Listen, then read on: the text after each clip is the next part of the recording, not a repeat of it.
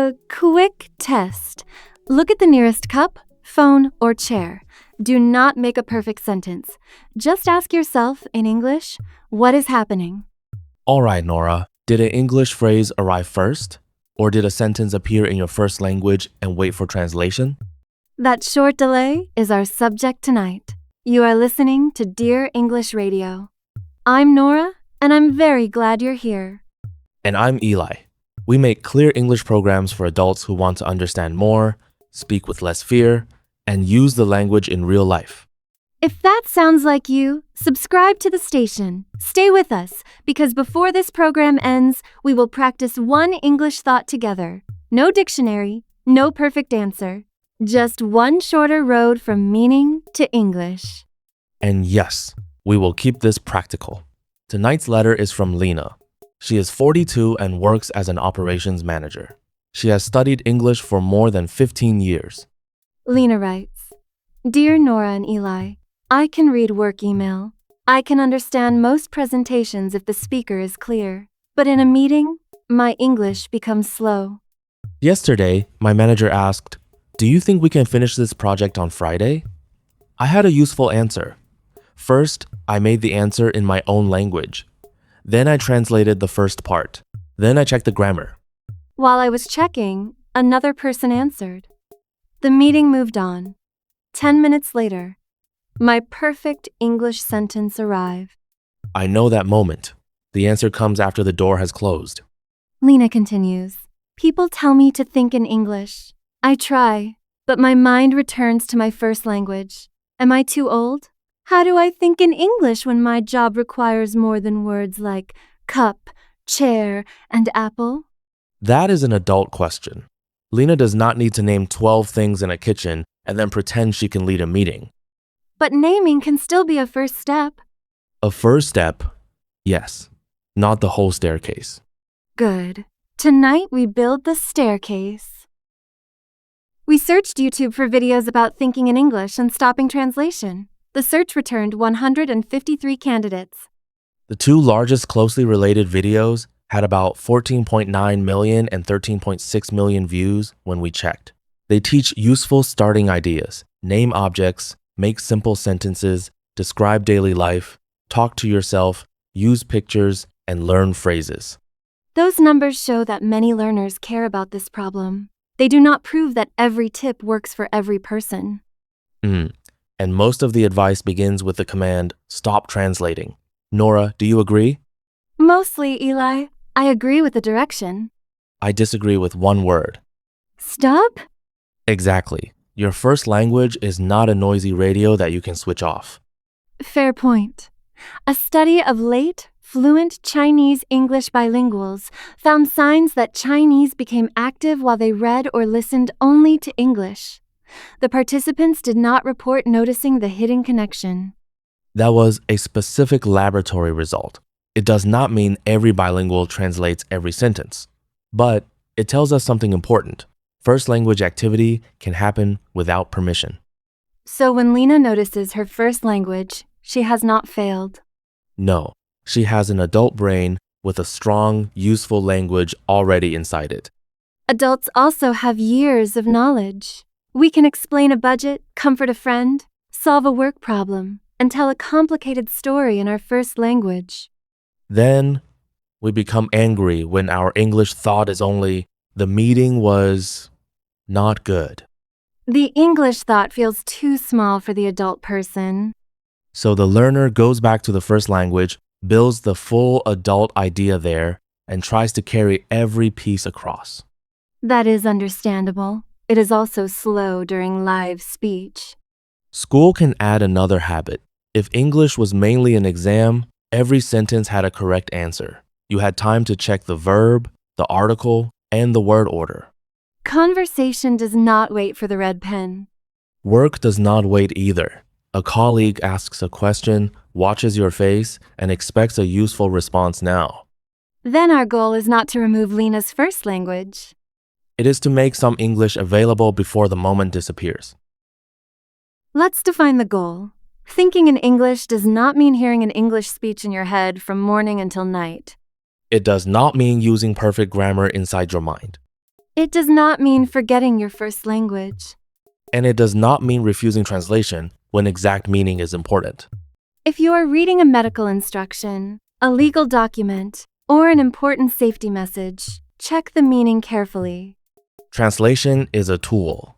The problem begins when it becomes the only road to every small English sentence. All right, Eli.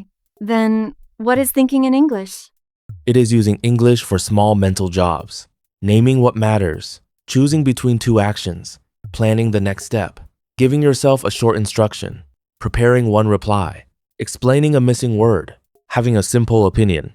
For example, you look at the clock and think, I need to leave in 10 minutes.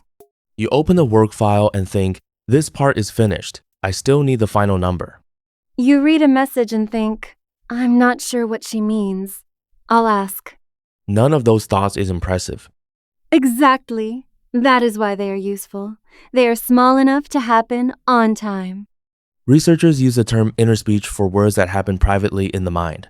But people are different. Some adults experience a strong inner voice. Some experience very little. So if you do not hear a little English narrator in your head, you are not broken. You can work from an image, a feeling, a written note, or a quiet spoken phrase. The goal is a usable connection, not a special mental sound. Another study followed 16 beginning adult learners for 4 months.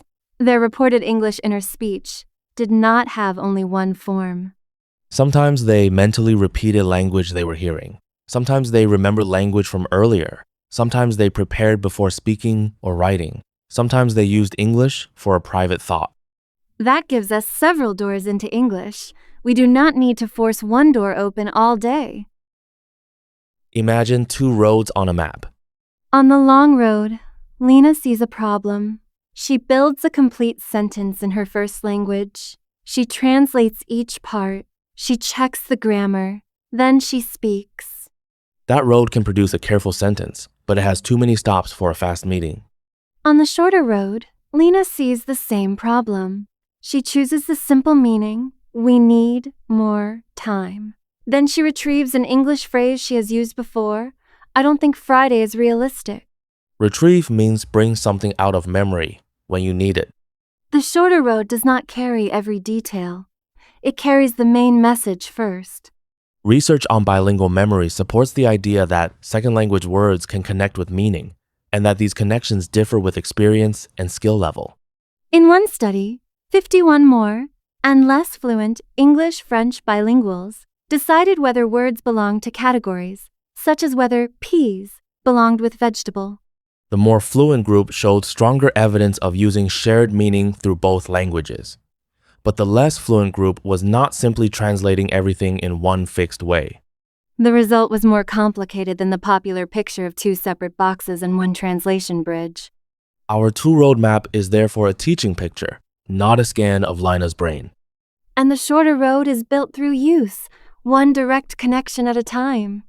You cannot order your brain from today, no translation. But you can give it 100 chances to connect a familiar situation with familiar English. Let's build the first connection now. Look again at that cup, phone, chair, or other object near you. Name it in English if you can. Now do not stop at the noun. Give it 1 condition, 1 action, and 1 need. My cup is empty. I used it this morning. I need to wash it. My phone is charging. I have a call at 3. I need to take it with me. Right. That is already more useful than a label. Notice the order. We did not create a beautiful sentence in another language and translate it. We looked, selected a simple meaning, and used English that was already available. If your English is at a lower level, use 3 small pieces. Empty cup, use today. Wash later, empty. Is that perfect English? No. Is your brain working with English meaning? Yes. After the pieces become easy, connect them. The cup is empty, so I'll wash it later. Adults can do this at work too. Look at a document and think, new file, 2 pages, send before lunch. Then, this is the new file. It has 2 pages and I need to send it before lunch. The first version lowers the mental load. In other words, your mind has less language to hold at one time. The second version grows from it. Do not begin with your hardest idea. Begin with an idea that is below your maximum English level. Below your maximum is not below your intelligence. That sentence is worth repeating. Below your maximum English is not below your intelligence. A learner can think a simple English sentence and still be a doctor, engineer, parent, designer, driver, or business owner with a complex mind.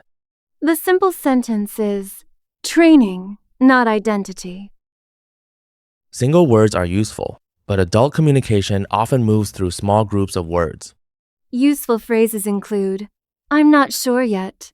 The main problem is, let me check. What I mean is, and we may need more time.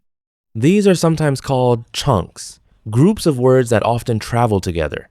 In one 5-week study, advanced learners practiced 80 common academic phrases, while another group practiced single academic words. Both groups improved on speed measures. The phrase group had an advantage on one overall speech rate measure, but it did not improve every kind of pause or repair. So phrases are helpful building blocks. They are not magic. The important part is not collecting a huge list. It is connecting a few phrases to a real situation. Lena's Friday meeting needs 4 phrases. I think we can. I don't think Friday is realistic. The main reason is, and the next step is. She should not only read them, she should see the meeting in her mind, hear the question, choose a position, and retrieve one phrase. Let's try. I ask, can we finish on Friday? I don't think Friday is realistic. Why not? The main reason is that we are still testing the payment system. What should we do? The next step is to fix the 2 main problems and test it again tomorrow. That answer has an opinion, a reason, and a next step. It sounds adult because the meaning is adult. The grammar can remain simple. Keep 3 to 5 phrases for one repeated situation: a meeting, a doctor's visit, a school conversation, a customer call. Use them, change one detail, and use them again. Now we reach the moment that sends many learners back to translation. One missing word. You know the idea. You can almost see the word, but the English word is not there. Then the brain says, stop the entire message. Search every room. And the listener watches the search.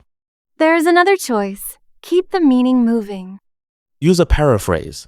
Paraphrase means saying the same basic meaning with different or easier words. Imagine I forget stapler. I can say, can you pass me the small tool that joins paper? You may not win a poetry prize, Nora, but I will pass you the stapler. Fair enough. Communication survives, and that is the whole point. For a person, say, it's the person who. For a place, it's the place where. For an object, it's a thing that. For an idea, it means, what if Lena forgets the word deadline? it is the final time when the work must be finished. What if she forgets delay? We need to do it 1 week later. What if she forgets bug in a computer system? The payment system is not working correctly. This is not weaker thinking. It may be clearer thinking. And every successful rescue teaches an important habit. The message is more important than one perfect word. Practice the rescue before you need it. Choose 3 objects or ideas. Describe each one without saying its name. A place where you borrow books. A library. A feeling when a problem is finally over. Relieved. A person who helps 2 sides reach an agreement. A mediator. That one is more difficult. But you understood the meaning before the exact word arrived. That is the skill. Lena also asked how to move beyond cups and chairs. Use a 4-part adult thought. Point, reason, example, next step. Point. What do I think? Reason. Why do I think it? Example. What fact or experience supports it? Next step. What should happen now? Let's return to the Friday project. Point. I think we should move the date to next Wednesday. Reason. The payment system is not ready. Example. 2 tests failed this morning. Next step. We should fix the problem tomorrow and test again on Friday. Lena does not need to translate a long speech. She needs 4 small meanings and 4 familiar English frames. Before the meeting, she can quietly rehearse them. Rehearse means practice before the real moment. I think we should. The main reason is, For example, the next step is, a recent study examined private speech during English picture description tasks with adult learners. Private speech means talking quietly to yourself where the speech helps guide the task. the study reported that private speech helped oral production and may act as a bridge between speaking aloud and inner speech. It was one recent study, not a final answer for every learner. Still, the practical idea is reasonable. If silent English feels impossible, begin with a quiet voice. Your mouth gives the thought a shape. Your ears hear it. Then the phrase may become easier to prepare silently later. But do not rehearse a full perfect script for every meeting. Why not? Because the other people have not read your script. They're very difficult that way. Rehearse the structure and the useful phrases. Leave room for a real answer. Some adults say, I cannot begin English self-talk. My mind is empty. Then do not begin from silence. Use a short piece of English as a starting signal. Listen to 20 or 30 seconds of a clear video or podcast. Before the next line, predict one idea the speaker may say. Predict means make a reasonable guess about what comes next. After the short clip, pause it. Say the main idea in one sentence. Then add your opinion. The speaker thinks short practice is useful. I agree because it fits my workday. Now the input has become your thought. You did not repeat every word. You selected meaning and produced English. You can also retell the idea. Retell means say the main story or message again in your own words. Then repeat the retell once. A small classroom study used 4, 3, and 2-minute speeches. Learners who repeated the same speech showed maintained fluency improvement on later tests in that study. The sample was only 24 students, so we should not turn 432 into a law. Our smaller version is enough. Say one idea, notice one problem, say it again, then use the same phrase in a related idea. Repetition makes the road easier. A related new idea checks whether you can leave the old road and still travel. Let's build a daily routine for Lena and for you. 5 minutes, 1 adult scene. This practical routine combines the research and teaching ideas. It has not been tested as one complete 5-minute treatment. Minute 1. Choose one real scene from today. Do not choose the future of the world. Choose tomorrow's phone call, tonight's dinner, a work task, a travel plan, or a question for a doctor. Find 3 meanings, not 3 perfect sentences. What do I want? Why? What happens next? Minute 2. Retrieve 3 useful phrases. For example, I'd like to. The main problem is, and could you explain? If you cannot retrieve a phrase, look it up now. But save the whole phrase with the scene, not only one word. Minute 3. Speak for 1 minute without looking anything up. Keep the message moving. If a word is missing, describe it. Minute 4. Check only 2 gaps, 1 meaning gap and 1 English gap. A meaning gap is something important you forgot to say. An English gap is a word, phrase, grammar point, or sound that blocked the message. Correct those 2 things, not 12 things. Minute 5. Say the thought again. Then change 1 detail. If the first thought was asking a doctor about a headache, the related thought might be asking about medicine. If the first thought was explaining a late project, the related thought might be asking for help. All right, Eli. Let's do a 30-second version now. Your scene is this. A friend invites you out tonight, but you are tired and have an early meeting tomorrow. First, choose 3 meanings. You appreciate the invitation. You cannot go tonight. You want another day. Now choose 3 phrases. Thanks for asking. I don't think I can. And how about Saturday? We will give you 5 quiet seconds. Build a reply in English. Keep it simple.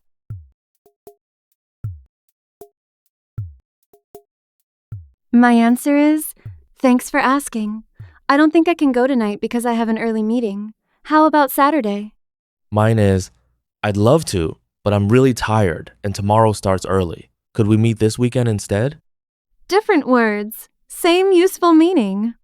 Did you translate? Maybe. That is not a reason to stop the exercise. Ask a better question. Did English become a little easier to retrieve on the second try? Right, that is progress we can observe. Here is the 7-day plan, 5 minutes each day.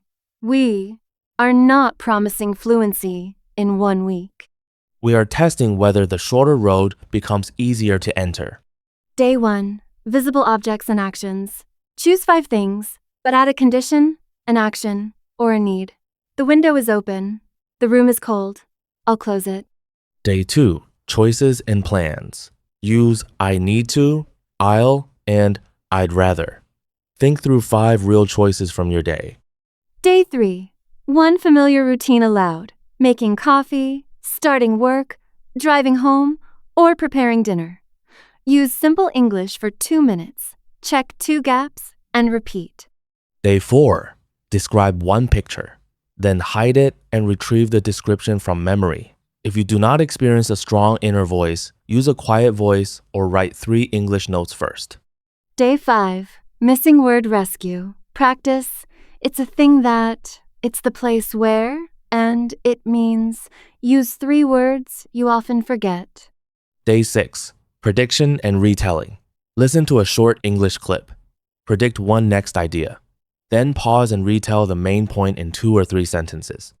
Day 7, 1 adult question. What should our team change? Why do I want this job?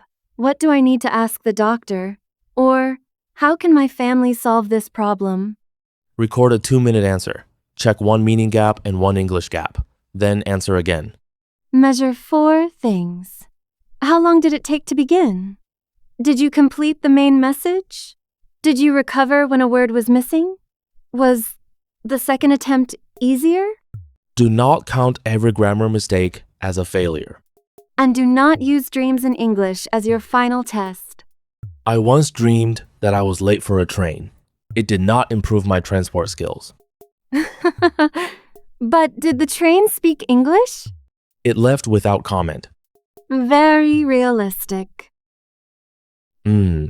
Before we close, avoid 4 traps. Trap 1.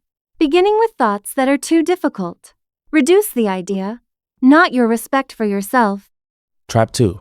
Banning the first language. Use translation when accuracy matters. Train the shorter road in safe, repeated situations. Trap 3. Collecting phrases without retrieving them. A phrase in a notebook is not yet a phrase in a meeting. Trap 4. Stopping for 1 missing word. Describe it, finish the message, and learn the exact word afterward. Quick check. Question 1. Does thinking in English mean your first language must disappear? No. It means some meanings and situations can reach usable English without stopping to build a translation on purpose. Question 2. What should you do when 1 exact word is missing? Keep the meaning moving. Use easier English to describe the object, person, place, action, or idea. Question 3. What if you do not hear a strong inner voice? Use an image, 3 written notes, or quiet speech. There is more than 1 door into English. And question 4. What is the 5-minute loop? Choose a scene, find 3 meanings, retrieve useful phrases, speak, check 2 gaps, repeat, and change 1 detail. Lena is not too old. Neither are you. Age can affect parts of language learning and the chance of reaching some native-like results. Native-like means similar to a person who learned the language from early childhood. But that grammar score is not the same question as whether an adult can become clearer, faster, and more confident in useful communication. Tonight's goal is not to become a child again. It is to make tomorrow's English easier to use than today's English. In the comments, write 1 scene you will move into English today. Keep it simple. My morning coffee, tomorrow's meeting, a doctor's visit, or calling my daughter. Your comment can become your first English thought. If this program gave you a useful way to practice, subscribe to Dear English Radio and join us for the next letter. I'm Eli. And I'm Nora. Thank you for spending this time with us. Build one short road tonight. Then travel it again tomorrow.